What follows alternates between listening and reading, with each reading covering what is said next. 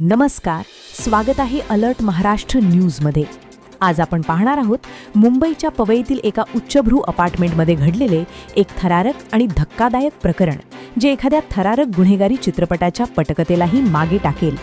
मुंबई पोलिसांच्या तपासानुसार पवईतील या अपार्टमेंटमध्ये महिलेने आत्महत्या केल्याचा दावा करण्यात आला होता।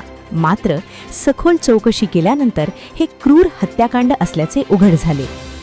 प्रेम प्रकरणातील अडथळा दूर करण्यासाठी पतीचा कट।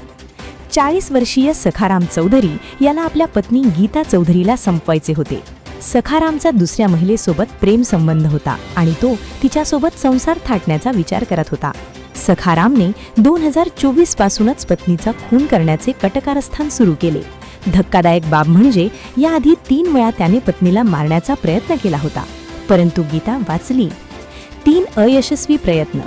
पहिला प्रयत्न, आरे कॉलनी परिसरात जेवण करून परतताना गीता यांच्यावर वजनदार वस्तू फेकण्याचा कट, पण रस्त्यावर लोक असल्यामुळे हा प्लॅन अयशस्वी ठरला।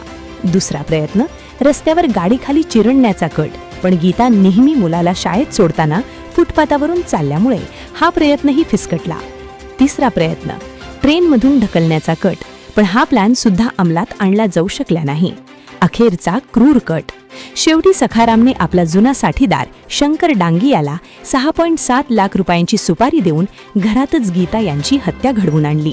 शंकरने 2 तरुणांना, अमरचंद आणि दिनेश गायरी यांना सोबत घेऊन हा भयंकर कट रचला। घटनेच्या दिवशी घरात कोणी नसताना या धराधमांनी गीता यांचा गळा दाबून खून केला। मृतदेह छताच्या पंख्यावर लटकवून आत्महत्येचा बनाव केला गेला। वडिलांच्या संशयामुळे उघडकीस आले सत्य। सुरुवातीला पोलिसांनी अपघाती मृत्यू नोंदविली होती, मात्र वडिलांना संशय आला आणि त्यांनी पुन्हा शवविच्छेदन मागितले। दुसऱ्या अहवालात मृत्यू गळाफासामुळे नव्हे, तर गळा दाबल्यामुळे झाल्याचे स्पष्ट झाले। पोलिसांची कारवाई। साकीनाका पोलिसांनी तांत्रिक पुरावे आणि गुप्त माहितीच्या आधारे सखाराम चौधरीसह त्याचे 3ही साथीदार अटक केले आहेत। आरोपींनी गुन्ह्याची कबुली दिली असून सुपारीसाठी वापरलेले पैसे आणि इतर पुरावे गोळा करण्याचे काम सुरू आहे। समारोप। ही घटना चांदवली आणि पवई परिसरात मोठी खळबळ उडवणारी आहे। थरारक खून आणि क्रूर कट पाहून स्थानिक रहिवासी भयभीत आहेत। सखाराम सारखे आरोपी आपल्या प्रेम प्रकरणासाठी इतके क्रूर कसे होऊ शकतात, हे या घटनेतून स्पष्ट होते।